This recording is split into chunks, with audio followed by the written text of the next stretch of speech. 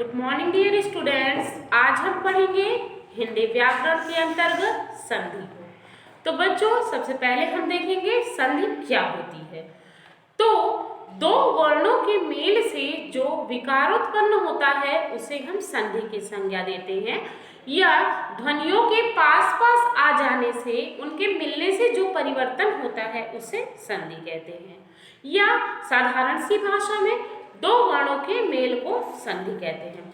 तो इस प्रकार से बच्चों, मैंने आपको बताया कि ध्वनियों के पास पास आ जाने से या उनके आपस में मिलने से जो विकार उत्पन्न होता है, जो परिवर्तन उत्पन्न होता है उसे संधि कहते हैं, या उस दो वर्णों के परस्पर जोड़ से उसमें होने वाले परिवर्तन को संधि कहते हैं।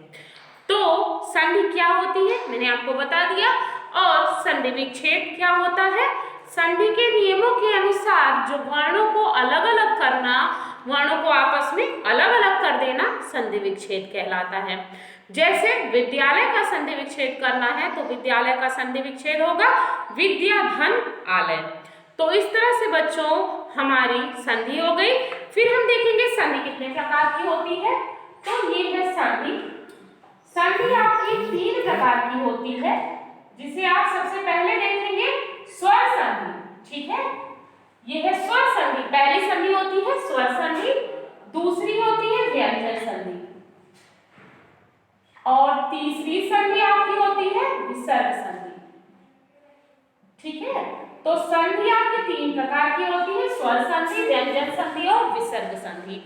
तो बच्चों, अब इन संधियों के बारे में हम जानेंगे कि स्वर संधि क्या होती है। तो दो स्वरों के मेल से उत्पन्न विकार या दो स्वरों के आपस में जुड़ने से जो परिवर्तन होता है उसे स्वर संधि कहते हैं। इसके अंतर्गत पहले शब्द का अंतिम वर्ण और दूसरे शब्द का पहला वर्ण स्वर होता है। ठीक है, जैसे गणेश, जैसे कि आपका गणेश है, मैंने यहाँ लिख दिया गणेश, तो जब इसका विग्रह होगा तो हो जाएगा गण धन ईश। तो बच्चों, गण धन ईश, तो आप इस बात का ध्यान दीजिएगा कि इस जब गण का निर्माण होगा तो जब इसका आप वर्ण विच्छेद करेंगे तो वर्ण विच्छेद में आपको मैंने पहले संधि विच्छेद बताया, ये वर्ण विच्छेद है। तो वर्ण विच्छेद में गा, क्योंकि आप सभी जानते हैं कि कोई भी व्यंजन वर्ण बिना स्वर वर्ण की सहायता की नहीं बोला जा सकता, इसलिए क्या हो जाएगा, इसमें स्वर लगेगा। तो ग आ ड़, तो ये गा बन गया, ये हो जाएगा गा, ये हो गया रा, और ये हो गया ई, तो पूरा स्वर ही है, ये हो गया शा। ठीक है, तो इस तरह से रा का आ और ई का ई आने के कारण यहाँ पर एक हो जाएगा, और आ और ई के मिलने से एक हो जाएगा, क्या बन जाएगा, गणेश। ठीक है, तो इस तरह से ये आपका स्वर संधि है। स्वर संधि के साथ ही साथ अब आप देखेंगे स्वर संधि 5 प्रकार की होती है। दीर्घ संधि, गुण संधि, वृद्धि संधि, यण संधि, आयात संधि। तो इस तरह से स्वर संधि 5 प्रकार की होती है। और व्यंजन संधि होती है जब परस्पर दो व्यंजन वर्णों के मिलने से वर्णों में परिवर्तन उत्पन्न होता है, तो वहां व्यंजन संधि होती है, और जिसमें किसी शब्द का अंतिम वर्ण और दूसरे शब्द का प्रारंभिक वर्ण व्यंजन वर्ण होना चाहिए। जिस तरह से स्वर था, दो स्वरों के मेल से उत्पन्न होने वाले परिवर्तन को स्वर संधि कहते हैं, जिसमें पहले शब्द का अंतिम वर्ण और दूसरे शब्द का पहला वर्ण स्वर होना चाहिए था। ठीक उसी के विपरीत जब दो परस्पर शब्दों के मिलने से, दो व्यंजन वर्णों के मिलने से परिवर्तन उत्पन्न होता है तो व्यंजन संधि होती है, जिसमें पहला वर्ण व्यंजन, जिसमें पहले पद का अंतिम वर्ण व्यंजन और दूसरे पद का पहला वर्ण व्यंजन वर्ण होना चाहिए, तो उसे व्यंजन संधि कहते हैं। और इसके साथ ही साथ क्या होती है, विसर्ग संधि।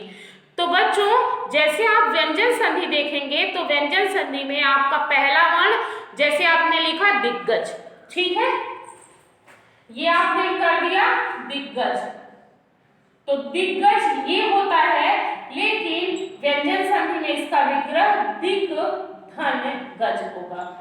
तो का भी व्यंजन है और गा भी व्यंजन है।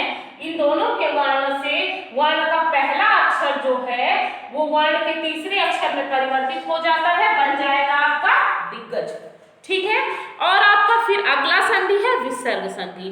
तो विसर्ग संधि में बच्चों परस्पर दो शब्दों में पहले शब्द के अंत में विसर्ग और दूसरे शब्द के प्रारंभ में विसर्ग होता है, तो उससे होने वाले परिवर्तन को विसर्ग संधि कहते हैं।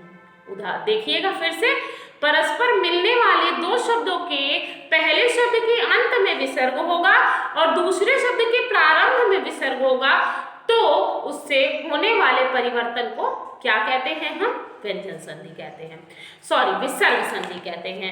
जैसे विसर्ग संधि का उदाहरण हम आपको बता देंगे, नमः धन ते। ये आपका नमः धन ते, नमः धन ते आपका हो जाएगा नमस्ते। तो इस तरह से ये हो गई आपकी कौन सी संधि? विसर्ग संधि। तो बच्चों सबसे पहले हम देखेंगे स्वर संधि के अंतर्गत कौन कौन सी संधियां होती हैं। स्वर संधि के अंतर्गत हमारी 5 संधि होती है। कौन कौन सी? दीर्घ संधि, गुण संधि, वृद्धि संधि, यण संधि, अयाद संधि।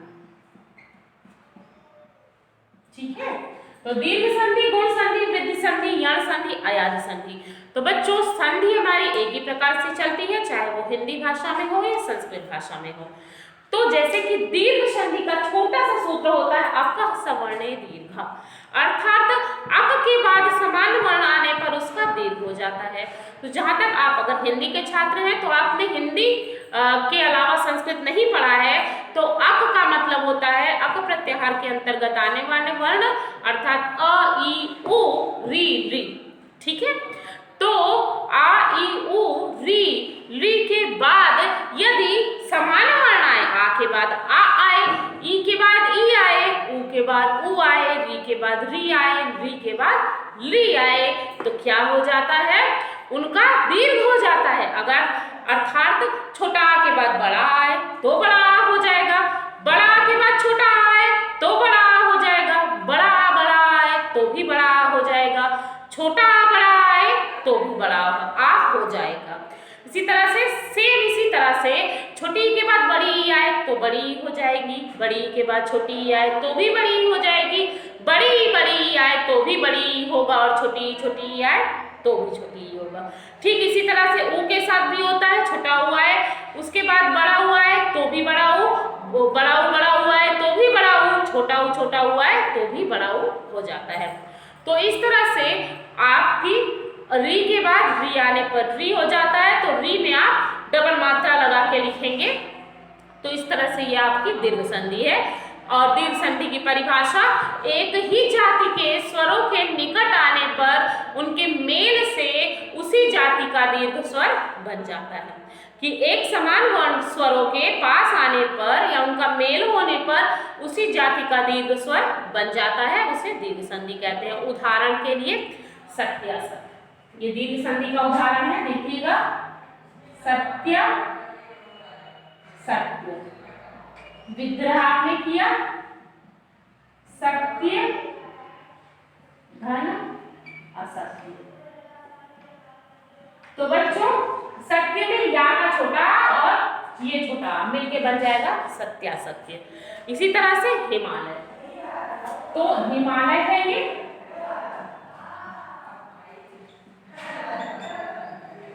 हिम धन आलय,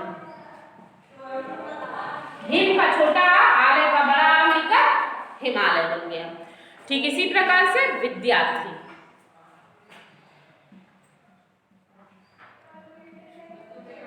विद्यार्थी, तो बच्चों विद्या